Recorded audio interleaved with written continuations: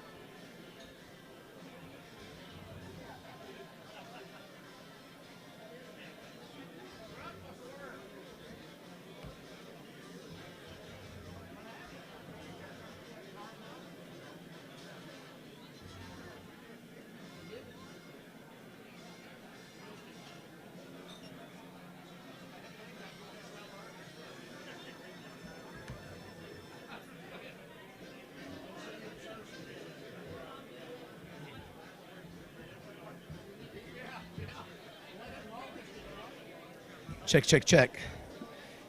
Check, check, 1, 2, 1, 2, check, check, 1, 2. Yeah, back in the back, my back row Baptist back there. Got it good, Jeff. Here we go. All right. Are you glad to be back for another great Touchdown Club meeting? Let's hear it. Listen, we are blessed. You're not sitting in a hospital somewhere. You're here today. Going to hear a great talk with Darren Mcfadden. Did you enjoy Terry Bradshaw last week? Wow, my gosh. I told Darren, if he's ready to go a little Temptations, I'm good, man. I'm ready to go. I'm ready to go. No, that'll be the last time I sing. So one and only. That's a one-off. Do want to remind everybody we've got Hunter Yurchek next week. Now, Hunter made the point that he has never been to the Touchdown Club following a Razorback win. So I don't know if I'm speaking that to change things when he comes in next week. Will that not?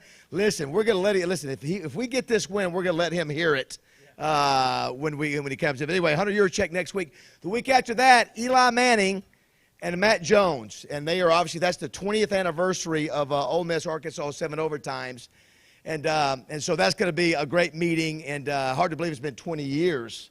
And some people have asked which was tougher, to get Eli or Matt Jones. And Darren, I think Matt Jones was more difficult to get than Eli was. But anyway, it's going to be a great meeting. I can't tell you how much we're excited to have you here. Darren Mcfadden goes, man, this club, it's been since, I think, 2015 or 16 since you've been here. And he said, man, this club just continues to grow and get bigger and bigger. And Darren is right. Gary, will you come up and lead us in a word of prayer? David, I enjoyed hearing you sing. Thank you. And I was proud you knew the words. That was amazing. Let's pray. Dear Heavenly Father, we thank you so much for the day you've given us today to serve you. Thank you for the food that was prepared for us. Thank you for the friendships we've established here. Thank you for Darren and what he means to all of us in this state. Lord, use us today in your service. In your name we pray. Amen. Yeah, I don't know if those of you who noticed when I threw that out there, I did not tell Terry we were going to do that. I was going to try to do it, but we were running so far behind when we brought him over from when he landed that I didn't get it. So he starts off. I know that song at a much lower octave than when he started. So then he starts at a higher octave. I said, okay. Well, then all of a sudden he starts, every verse he's raising the octave. I said, what have I got myself into? But it all worked out okay, and I'm very appreciative. That was a fun meeting. And great to have me, today, many considered the greatest of all time to ever put on a Razorback helmet today. So back-to-back unbelievable meetings, and we appreciate Darren squeezing us in. You were just in Fayetteville this last weekend going into the Arkansas Hall of Honor. So, yeah, that's exactly right. So he's a busy guy. We've also got some special guests to mention here in a minute. I'll do that in just a second. But do remind everybody, mute your phones. You can text everybody. They can watch online at lrtouchdown.com, or you can go to the Touchdown Club Facebook page, or you can listen on 103.7 The Buzz, who carries it live. So do want to thank our sponsors real quick. If you'll hold your applause, I mentioned The Buzz. Wes and Justin just interviewed Darren out there. Great to have them here every week broadcasting live, brought to you by Arkansas Urology, but we appreciate The Buzz and all my guys in the morning supporting me. The Hatcher Agency, Greg Hatcher. Greg, great to see you here. We're all not happy with the amount of playing time that your son is not getting, and we're going to talk to Butch Jones when he comes here in 2 weeks. Just going to let you know that. Listen, he's biting his lip. But appreciate you being a supporter of the Touchdown Club, and appreciate you squeezing us to get us to be here today. And, of course, also Twin City Limo and Popeye and the job he does. But thank you, Greg, for being here. War Memorial Stadium. I did want to mention, too, War Memorial Stadium. We've had 2 people that have passed. We didn't mention it, but Charlie Staggs, right? Charlie Staggs, 87 years old, wonderful face of War Memorial, passed away, I guess, back in July. What a great guy he was. And also Dwayne Yarbrough, a security guy that had been there for 20 years. You call him Big D. Bert, you remember him. Went to school with him at Central. Great guy, and he got liver cancer. He was diagnosed with liver cancer like a week ago. And 1 week later, he was dead. And it really sad. He always had a big smile on his face. And so I know the folks over at War Memorial are really saddened about that. Yes? Greenwood and Parkview Thursday night at the stadium. It's huge. Greenwood and Parkview this Thursday night, top 10 matchup. And great to see War Memorial still being used for great matchups. And don't forget, you got UAPB in Arkansas October 23rd as well. Also, we want to remind everybody, Arkansas Urology is a sponsor, and it's Prostate Awareness Month. And so, guys, get checked up. If you'll go to their website, they got free clinics all over the state that you can go and get a free checkup. It's real easy to do. So don't put it off. We appreciate Arkansas Urology being here every week and also sponsoring our live broadcast on The Buzz. Pulaski County Farm Bureau, thanks to Todd Dennis and Stephen Reichard. Again, if you've got insurance needs, please give them a chance to give you a quote. They are great people and very trustworthy, and great to have them on board with the Touchdown Club again. One of our new sponsors is Advantage Service Company. One call does it all. HVAC, plumbing, and electric. Mike McClellan and Kevin Brooks, that's where they worked on my house. And so that's who I call when I have a need. So good people at Advantage Service Company, take advantage of them. Dairy Queen, I don't know if you know, Darren, you're considered the GOAT, at U of A. DQ here in Arkansas is considered one of the #1 DQ franchises in the world. They have set multiple world records at their grand opening. The latest was in Highway 10. and set a world record for most, I guess, ice cream sold. Yeah, ice cream sold, if you can measure that. I don't know how you do it, but great to have Dairy Queen involved with us now for multiple years. We appreciate them. Simmons Bank Arena. So I was told that this is the latest. You know, they announced George Strait last week. Want to remind everybody, Gold Over America Tour featuring Simone Biles, you know, the gold medalist gymnast. This is called Gymnastics with an Energy of a Pop Concert. So Sunday, October 10, tickets are still available. So that will be a really cool thing to get one of the best gymnasts of all time over at Simmons Bank Arena.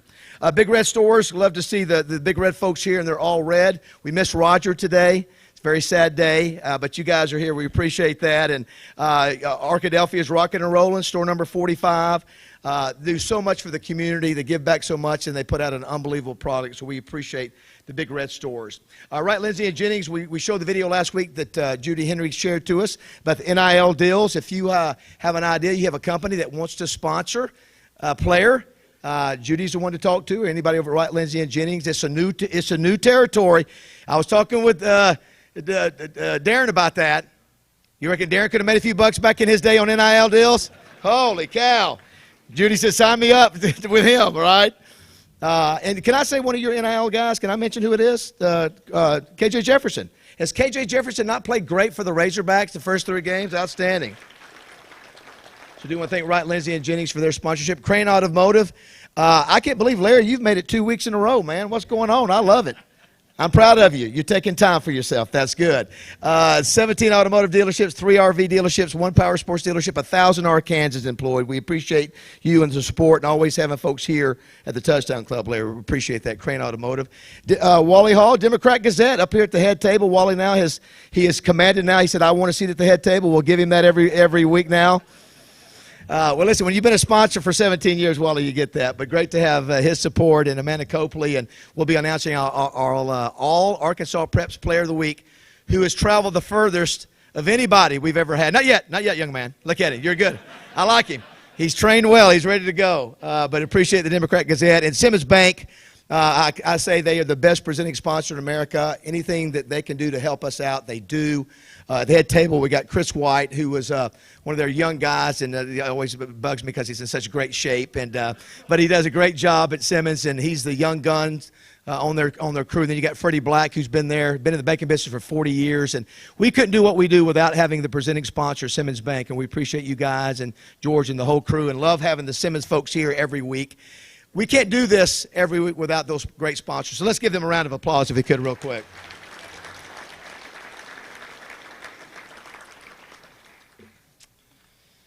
Also want to mention thanks to Brent Bailey and the great job he does here at the Doubletree. Matt Johnson back there running all of our AV work, M&M Productions. Meredith Scott Hell from CareLink. Where's Meredith? She's covering for RJ today, doing all our social media. Thank you, Meredith. That's the daughter of Roger Scott. Thank you so much. Dwayne Duncan, who's been taking photos since Moses' time with the Touchdown Club. We appreciate Dwayne. Nobody does it better. And we've got the most amazing Touchdown Club volunteer group that checks people in and sets up all these little things on the table. Guys get in here and do that an hour before the meeting. And they're led by Debbie Wyman, our executive director. Let's give them, our Touchdown Club team, a great round of applause.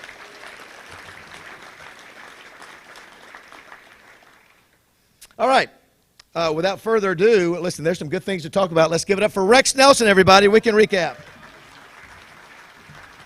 I'm just glad to see everybody in such a good mood for almost the whole month of September now. I mean, what a change. What a change. Arkansas 3-0 and up to number 16 this week in the Associated Press rankings. So it'll be a top 20 battle in Arlington. Hogs 45, Georgia Southern 10, 633 yards of offense for Arkansas. David mentioned KJ Jefferson, 366 yards passing, 3 touchdowns through the air. Arkansas 3-0 for the first time since 2016. So I guess it's been 5 years since everybody's been in a good mood this long at the Touchdown Club. And ranked for the first time since 2016. And this was the first time to gain more than 600 yards in a game since 2016. 3 drives of more than 90 yards in that game, outgained Georgia Southern 633 to 233, so outgained them by 400 600 yards. By the way, that 633 yards, the 8th most ever by an Arkansas offense in a game. So it's now in the top 10 in Razorback history. Arkansas leads in time of possession 33 minutes to 27 minutes.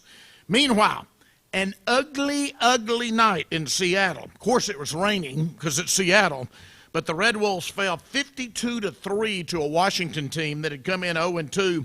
Huskies had 598 yards of offense in that game. ASU failed to score a touchdown. Quarterback James Blackman struggled, 16 of 38, 176 yards. Red Wolves fall to 1-2. In Conway, meanwhile, UCA overcomes UAPB. I love these in-state rivalries now. 45-23. Bears are now 1-2. UAPB 1-1. UCA outgained the Golden Lions 456-308. UCA jumped to a 21-0 lead, led 28-9 at halftime. UAPB came back and made it interesting for a while in the third quarter, and then UCA pulls away. Great American Conference. Ouachita wins its 30th consecutive GAC game. 38-24 over winless Arkansas Tech. Ouachita has not lost a regular season game since 2017. T.J. Cole, 124 yards rushing, 2 touchdowns. Kendall Givens, a freshman, some of you may remember him from Little Rock Christian here.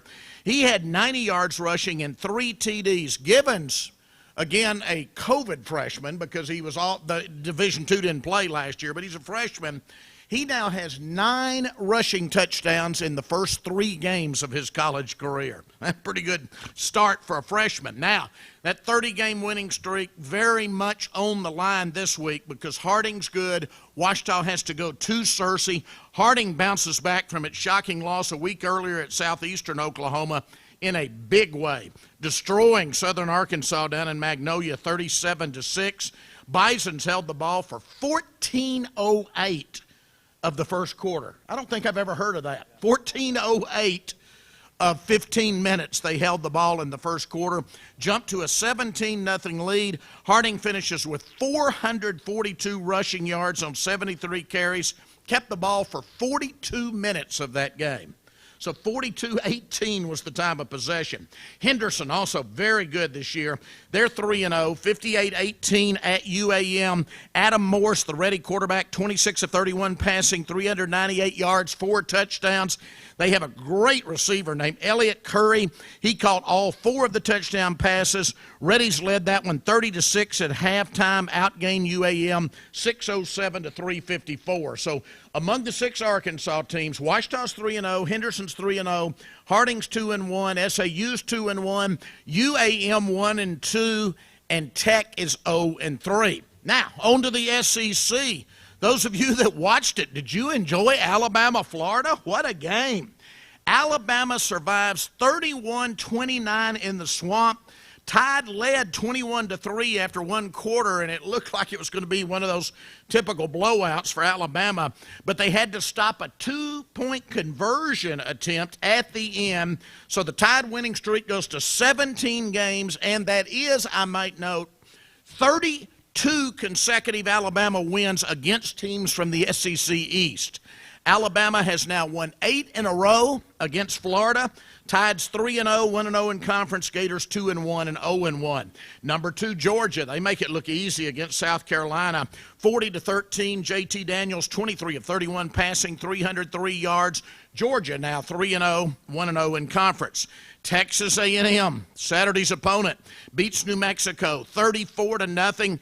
Aggie winning streak is 11 games, by the way, coming into Saturday's games.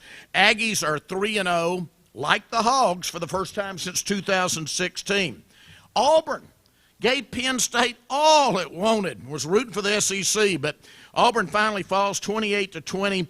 Penn State had to make 2 late defensive stands to win that game. Memphis off to a 3-0 start.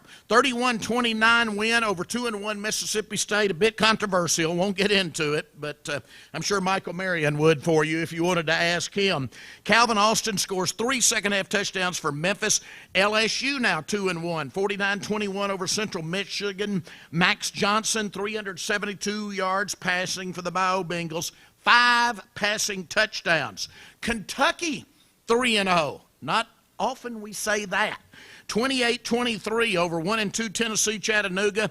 Chattanooga did lead 16-14 early in the fourth quarter of that game. Missouri 2-1, 59-28 over Southeast Missouri, and Tennessee 2-1, 56-0 over 0-3 Tennessee Tech, which had just 179 yards of offense. Now, also, in the Brain Bowl we were talking about, Stanford beats Vanderbilt 41-3. Vandy falls to 1-2.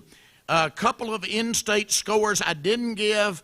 A Division III score, Howard Payne beats Hendrix 55-21. An NAIA score, Birmingham Southern beats Arkansas Baptist 55-6. Now, this week in the SEC, Southern Miss at Alabama, Georgia State at Auburn, Tennessee at Florida, Georgia at Vanderbilt, Kentucky at South Carolina, LSU at Mississippi State, Missouri at Boston College, and, of course, the big game this week, Arkansas versus Texas A&M in Arlington, 2:30. That is the CBS game. Here in the state, we have Sam Houston at UCA, Alcorn at UAPB, Ouachita at Harding, I mentioned, Southern Arkansas at Henderson, UAM at Arkansas Tech, and Sewanee at Hendrix. So you got 2 games in Conway, you got a game in Pine Bluff, a game in Searcy, a game in Arkadelphia, a game in Russellville. What does that mean? No excuses. Get out, folks, and see a college football game on Saturday. Thanks, everybody. Thank you, Rex. All right. You know, the interview with Terry Bradshaw I thought was really fun last week. You know, 50 minutes with Terry Bradshaw, Darren. We may not have to go 50 minutes today, but that's what I did. Sang with Terry Bradshaw. Knocked it out of the park, if I do say so myself. I hung in there with him. But then I come to this week, and I prematurely say that someone is deceased when they're not. So I need to correct this. Yes. CTE is real, folks. I'm telling you. I said Charlie Staggs, and I meant Harold Stillman. So Charlie, wherever you're at, love you, man. I'm sorry. I'm sorry, Charlie. I'm sorry, man. I love you. That's what I'll say one of these days, though, for you. But yeah, Harold Stillman. Yes, I'm sorry. So Harold Stillman, loves Harold Stillman. He was 87. Both those guys ran War Memorial Stadium forever. Yeah, that's how I got that confused. So, dadgummit. You win some, you lose some. I had the right attitude, though. All right, it's time to introduce our All-Arkansas Preps Player of the Week. Come on up, young man. This young man has driven the furthest of anybody in the history of the Touchdown Club. He and his parents have driven 3.5 hours to be here today, all the way from Siloam Springs. He is senior quarterback Hunter Talley from Siloam Springs.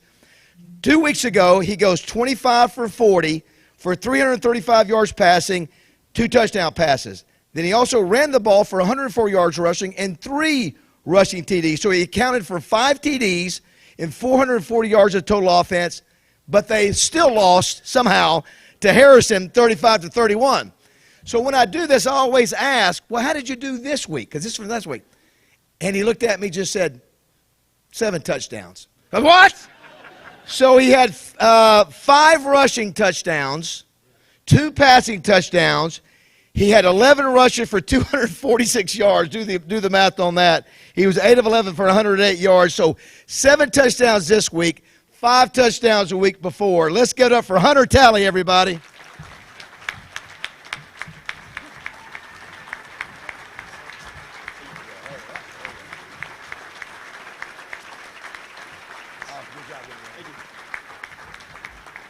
Good-looking young man right there.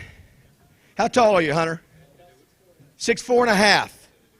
Yeah, they did win the second game, right? You did win the second game, yes. They won 53-14. Did want to recognize also Hunter's parents, Micah and Beth. Thank you so much for driving this whole way, 3.5 hours. And yes, exactly. Great to have you here. Their AD, Jeff Williams, is somewhere in the house. I'm not sure where he is, but Jeff, we appreciate you driving 3.5 hours. And if y'all want to come back every week, you're more than welcome to. Don't think that's going to happen, but we'll make sure and get some pictures with you and D-Mac after the meeting, too. So congratulations, Hunter. All right, before we bring up Darren, real quick, I want to make a couple special announcements. Today is a guy, every once in a while we'll meet down there in the Wally Allen Ballroom.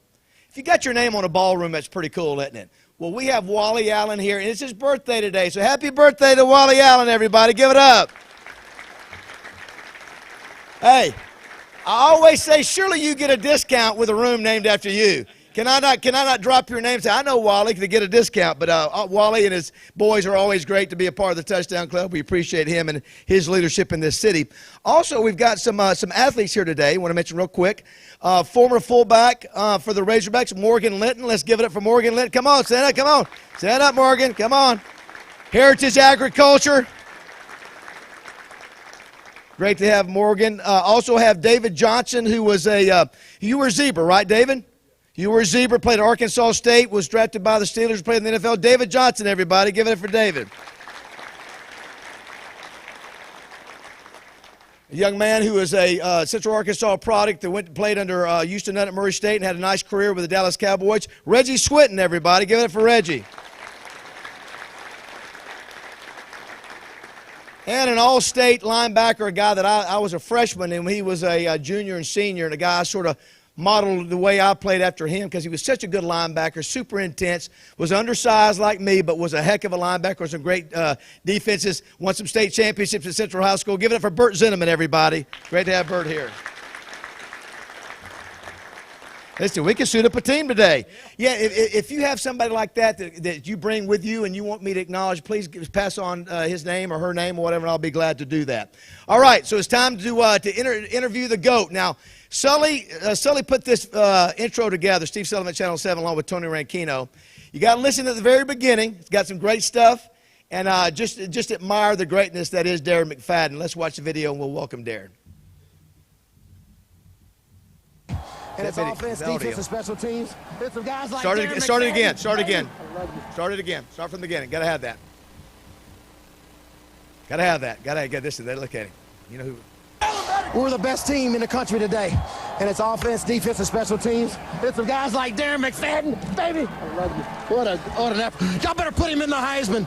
You better put him up there. I'm tired of him being number 4. We got that wood right here, baby. It didn't take people long to realize that Darren Mcfadden was special, big, fast, that he played with an edge. His stiff arm, legendary. As a freshman, D-Mac had 5 100-yard rushing games and became only the 7th SEC player to rush for over 1,000 yards in his first season. As a sophomore, D-Mac rushed for a school record 1,647 yards, the 5th best total in SEC history, and threw for 3 touchdowns. He was voted a first-team All-American and was the first sophomore to win the Doak Walker Award and one of 3 finalists for the Heisman Trophy, which many still believe he should have won. D-Mac's junior season started with 5 straight games of at least 120 yards rushing. And on November 3rd, 2007, Darren ran wild, rushing for 321 yards in a win over South Carolina. He finished the season with 1,827 yards rushing and became only the 2nd player to win the Doak Walker Award twice. He was also runner-up for the Heisman Trophy. His career total of 4,590 rushing yards ranked 2nd all-time in the SEC. Darren was the 4th pick in the 2008 NFL Draft and played 10 seasons. He had 2 1,000-yard years, 2010 with Oakland and 2015 with the Cowboys. Please welcome the greatest Razorback ever, Darren Mcfadden.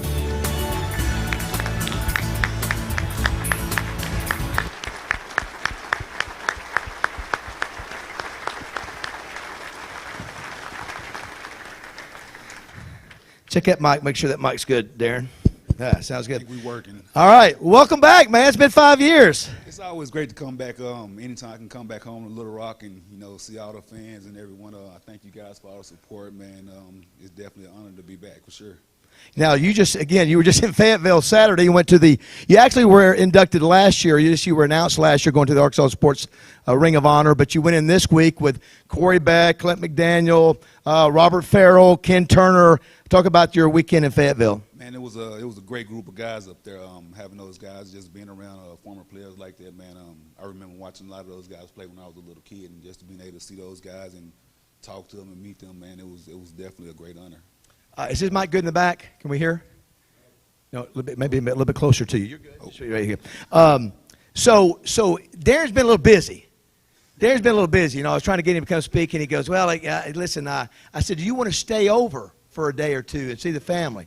He said, "No, I just had a baby, and I need to get back with my baby." And so, tell everybody how many kids you have and their ages, Darren. Put me on the spot that time. I have 6 kids right now. 4 boys, 2 girls. Give their ages from the top, from the oldest to the youngest. 2 13-year-olds, a 10-year-old, a 3-year-old, 2-year-old, and 1-month-old. Holy cow! How about that? I had to think about it a little bit. I'm out. But here's the crazy thing. You know, I told him, I said, "Well, that's like a Brady Bunch. That's 6 kids, and they're all yours." And how many brothers and sisters do you have, Darren? My mom has 12 kids, 7 boys, 5 girls. I'm number 10 of 12. I have a younger brother and a younger sister, and everyone else is older. And I love what you were saying, that you love having that big of a family. You love getting together. You were talking about the last time you got together, you had a picture, you got 40 grandkids, and then just having you enjoy the whole part of having that big of a family. Definitely. So I enjoyed. Funny thing is, I was an uncle before I was born. I have a nephew that's older than me, and so it's kind of weird. Now this is interesting for those that, you know, this is the 17th year of the Touchdown Club. So Matt, this is the first time we got a chance to see Darren Mcfadden.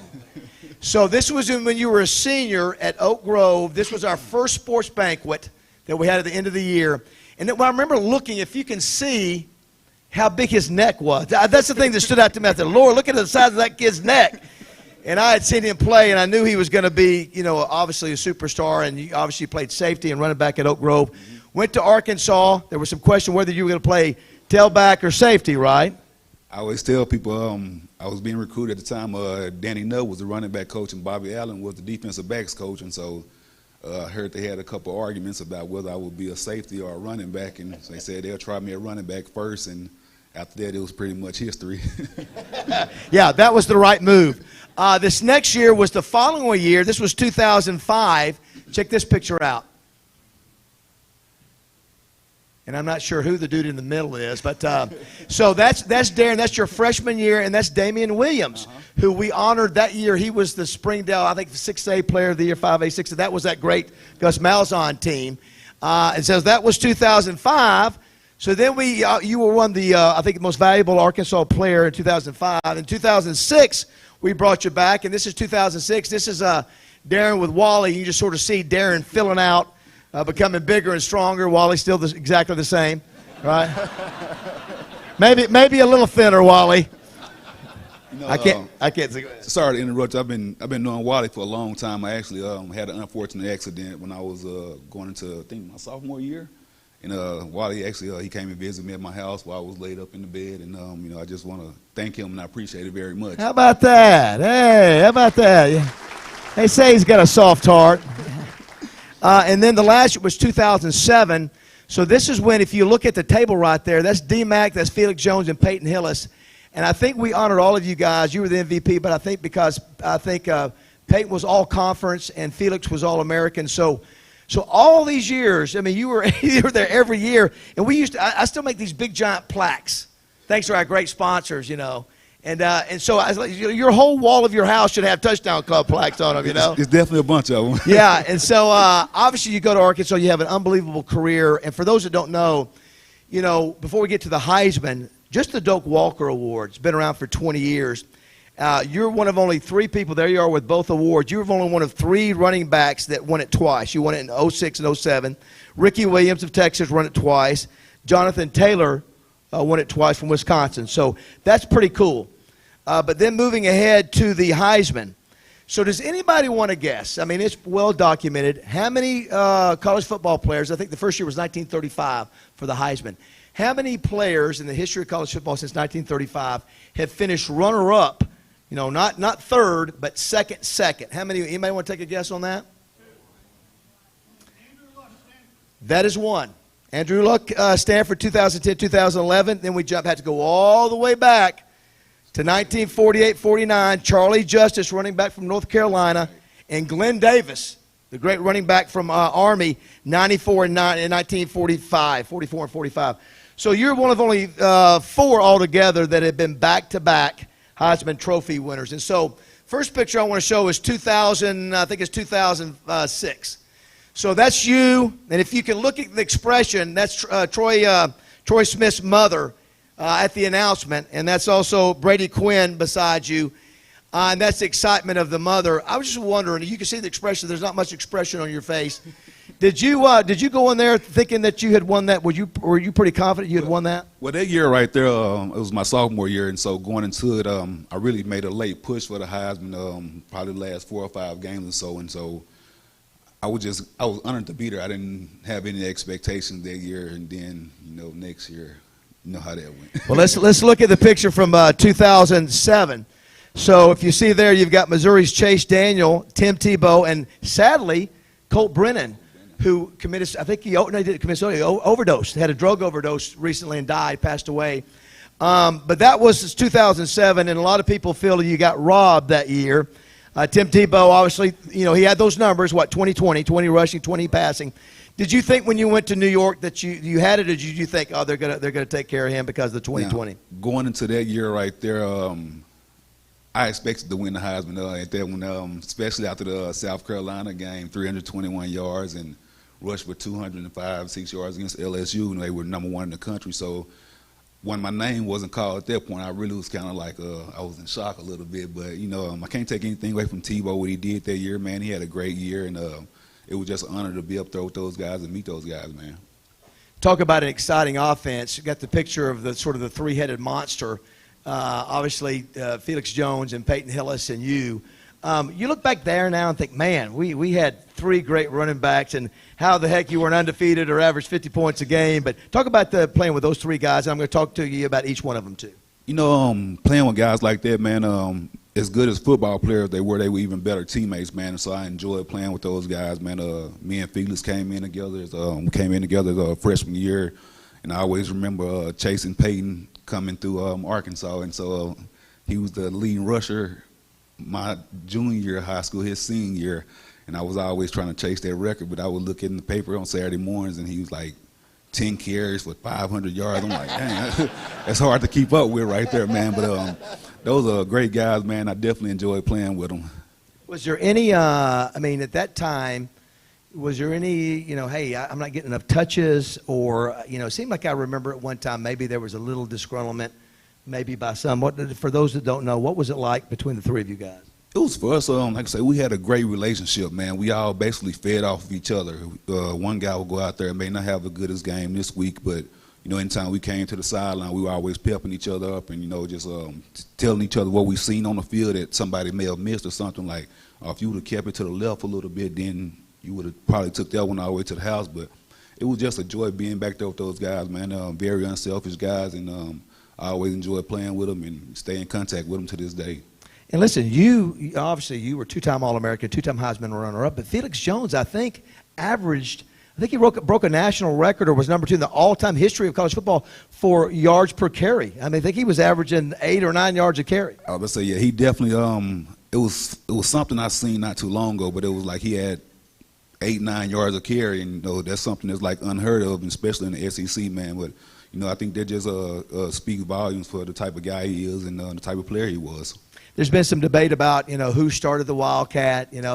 You were there during the Gus and Houston years, which were probably a little crazy, yeah. So what was it like when all of a sudden that started evolving and all of a sudden it was able to showcase that you could run, pass, or whatever? The funny thing is, what a lot of people don't know is basically it came from Danny Nutt's idea, because he recruited me since I was a sophomore in high school. He knew that I can play quarterback as well, and so he was like, oh, we can try this and, just see how it goes. And Gus Malzahn came in, put a bunch of plays in with it and everything, and, we pretty much made history with it. Yeah, how exciting was it to be able to go out there and and know that you could be, because it really put a challenge to the defense. You don't know if you're going to, you cover a run, you cover a pass, you know, talk about the challenges that you knew it gave the defense. That was one thing people would always think that it was like spur of the moment plays for us, but that was actually a part of our offense. And, you know, to take out time for your defense to have to practice that right there, it was definitely tough to do, whether we ran 3 plays out of the Wildcat or ran 10 plays out of. You had to definitely be prepared for it at any time. Before, we're going to show a couple plays here and let you go through them, but before we show the play, this game, that triple overtime, I mean, it's sort of, this thing has sort of grown a personality of its own. There you are with the bat, got that wood. So that was one. Showing that I think there's another mat in there. So for those that don't know the story on this, Houston Nutt has told it where it was sort of a throw-off deal. I think Houston said something to Dean about getting a bunch of bats, and they almost didn't get on the field. Talk about that, the bat, and that we got that wood. So we ended up, a lot of people don't know, we actually started doing that like 2 or 3 weeks before I think we were playing against Mississippi State. And so, like say, Dean Weber, Coach Nutt told Dean, like, let's get some bats out there and stuff. And so the first couple of weeks, it was okay with everybody, and it wasn't a problem. And then I think it was actually going into the LSU game, and I was like, now somebody got to put this in one of the trainer bags. I'm definitely taking my bat out there. So we ended up going out there. It was just a thing for our team. It was like we wanted to bring the wood every play we can, and so we pretty much made history with the wood bats. So did you have the bat? Did you know where the bat was? Was it over there in the bench? Did you get it during the game, or did you wait till after the game? What was going on with the bat? It's really a secret, no. But no, yeah, pretty much I talked to one of the trainers. They had it in the trainer bag, and that was the first thing I went to after the game. Like, yeah, I got to go find my bat.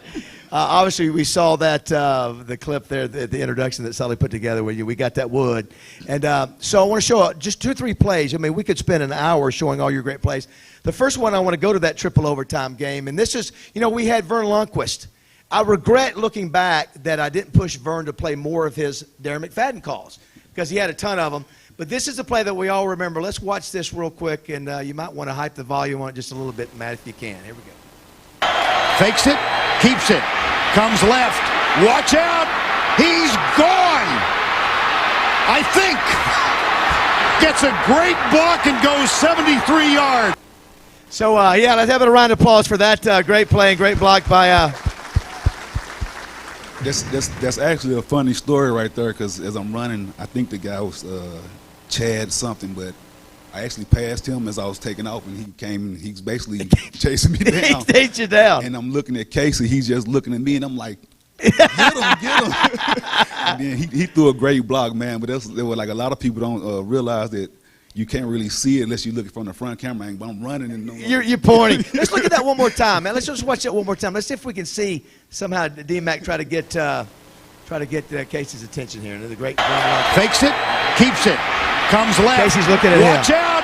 He's gone. I think gets a great block and goes 73 yards. 73 yards. What an unbelievable game. I think they were the #1 defense 2 years in a row, I think, and you sliced them up. And talk about that game and how you guys played against them. It was for us, it was always we wanted to be prepared when we played LSU. We knew that we were going into a fight, and so anytime we played against them, we wanted to be prepared. And you know, by them being a #1 defense 2 years in a row, it was just great to go out there and basically slice them up the way that we did. Yeah, and you certainly did. Of course, obviously got a lot of attention, obviously nationally, for that performance.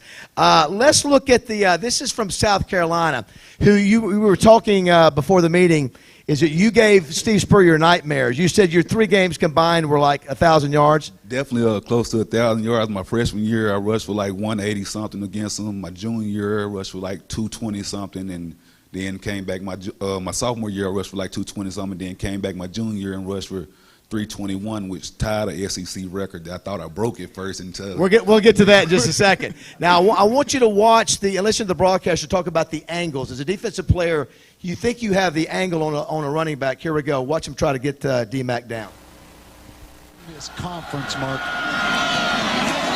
The give is once some more. Bye. See ya. Bye-bye. Hold on, Matt Ryan. D-Mac not looking back. Touchdown. How about that Heisman, Mark Jones? How do you like Wide that? open again. Sure, you can give him a round of applause for that all these years later. right, let's watch it again. Let's watch it again, and I want you to watch the secondary have the angle here. Right, you got three guys right here. Just runs right past him. Hold on, Matt Ryan. D-Mac not looking back. Touchdown. Very special night that night. Again, you think you've got the SEC record, which was, who was that, Rex? Frank Mordich or somebody from Vandy. You thought you had it, and then they came back and took it away, right? No, actually, the funny thing about that play right there, at that point in the game, I think they had told me I had like 200 and some yards, and then I went for 80, and I was just like, oh, man, I'm about to break some records tonight. But so we came after the game. He said I broke the record with 323. Then he came back the next day and said, no, we gave you somebody else's carry, so we took 2 yards from you. And I was like, oh, man, I couldn't let that go. And then Steve Spurrier the next day said couldn't stop. It said the most frustrating thing ever. He said we look like a Division III team out there trying to stop an SEC team. And matter of fact, he said he thinks a Division III team would have stopped you better than what they did that day.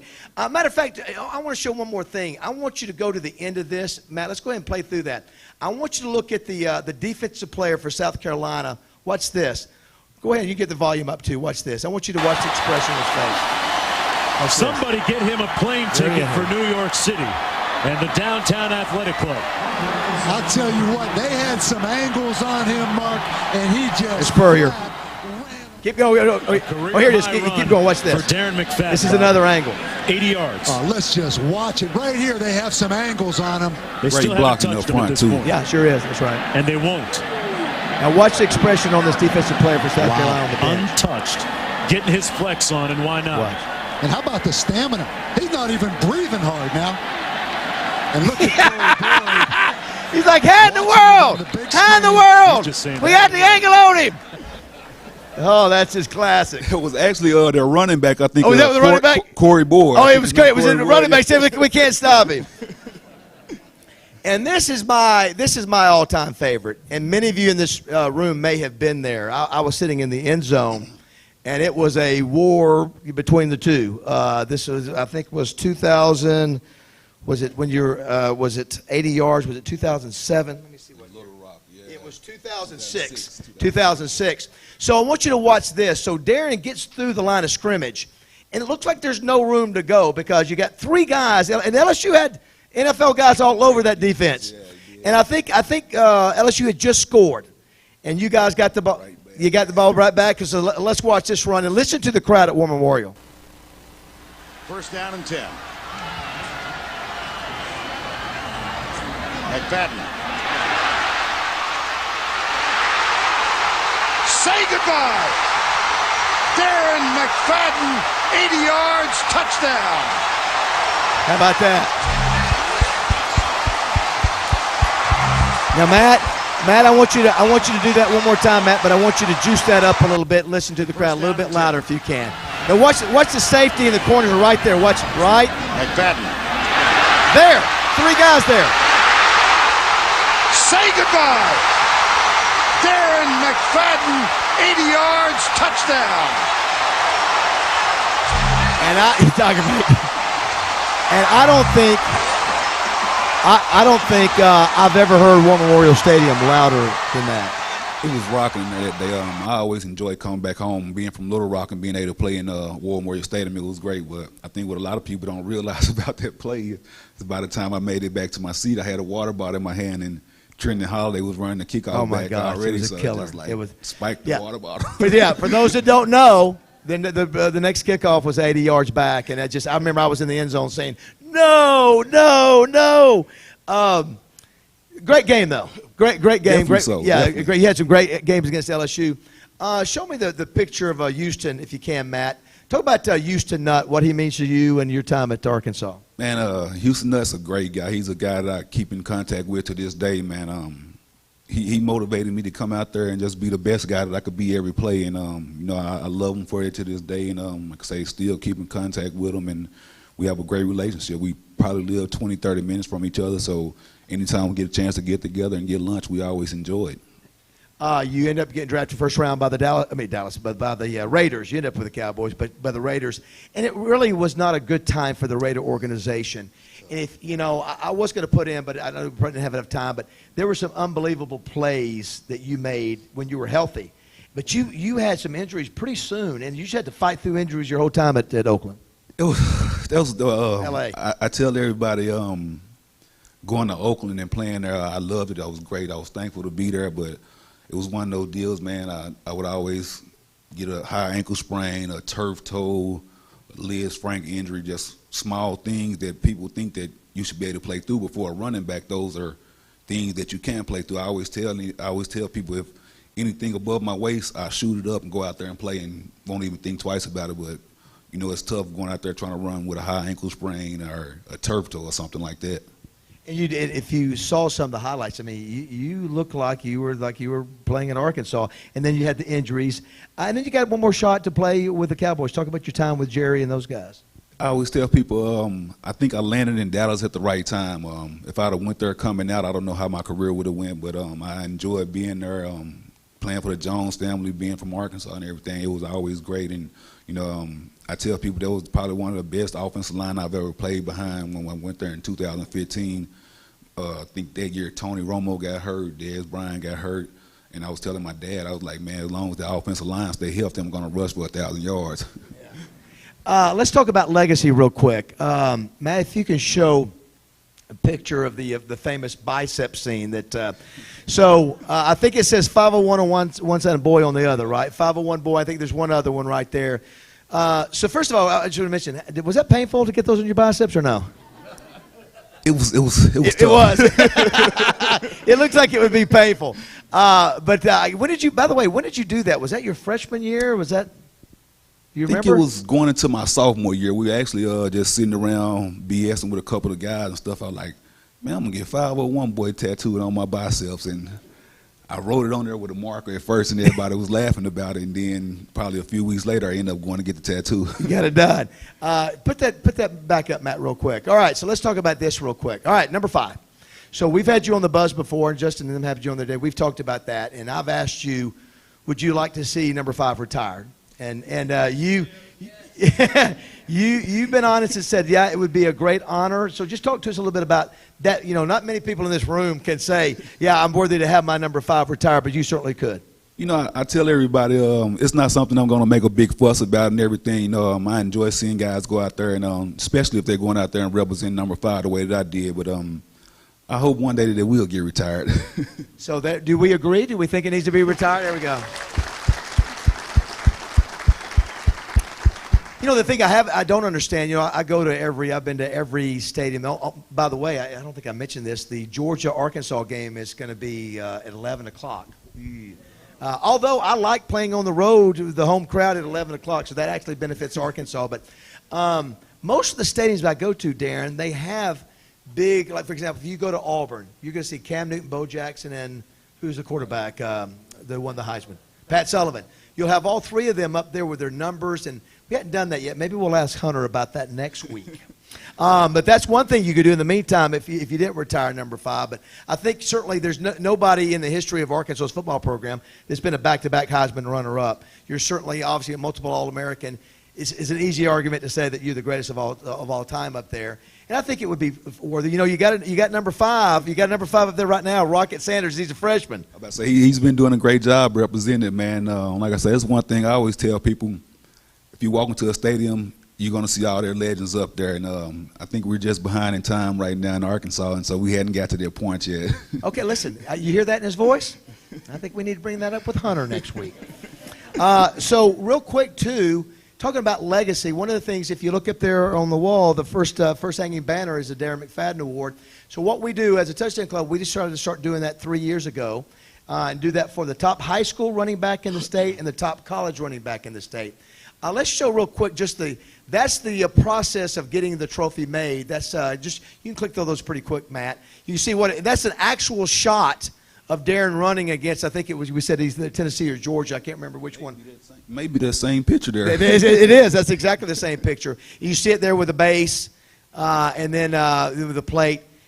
And so we've been able to do it 2 years. We didn't do it last year because we didn't meet with the club. But the first year, there's Rakeem Board. He actually wore number 5. Yeah. And a lot of people sort of compared him to you. Not quite the same, but he had some of the same running style as you. He was a great kid, man. I met him, talked to him several times. He was a hard worker out there, man. And so I wished him the best with everything. Here's a great thing I love about this award. Here's the trophy right here. It's not light. It's not light. It's heavy. And what did you say when you saw it? You said it was a... You can say it. I forget what I said now. It's a bad blank trophy. Right. So you always want with somebody that does a trophy for it to be something that you like. So last year, 2019, Darren doesn't have to pick a Division I player in Arkansas. Doesn't have to pick an FBS team. So the winner in 2019 was a young man by the name of Broxton Brown. He's from OBU. And I remember one of the things I love Darren saying, listen, that kid tore it up. Now, Rex, you remember, I think he led the nation in touchdowns for Division II. Great young man. There he is with Archie Griffin. And so we didn't know this when Darren looked at film. It's one of the things. You look at film. Right. I send you film of everybody to choose, high school and college. But Darren didn't know this, but look at this picture of a young Broxton Brown right there. So that was him. He had no idea that Darren, at one point, he'd be winning Darren's trophy, and that's got to make you feel good, too. Oh, yeah. It definitely is a great feeling. Like I say, just having the support from everyone from the state, man, I love it. And, having a guy like that right there who no one even thinks about winning the Darren Mcfadden Trophy, playing Division II football. Like I say, when David sent me the film, I looked at all the film, went through all the guys that we had on there that was nominated for the award, and I looked at him, I'm like, no, that's the guy right there, man. And his numbers speak for themselves. Yeah, that's exciting. So let's talk real quick before we let you go. Let's talk about Arkansas. It's been some tough times up there. I don't know how much you've been coming back to the Hill, a few years back, but talk about coming back and the difficulty of watching the program struggle. I tell everybody I'm Arkansas through and through, man. It was another school in the country for me, and so to see them struggle the way that they were, it would always just hurt. But I tell people, man, or win, lose, or draw, I'm gonna always be a Razorback regardless. And it's just being at home and being from Arkansas. I love it.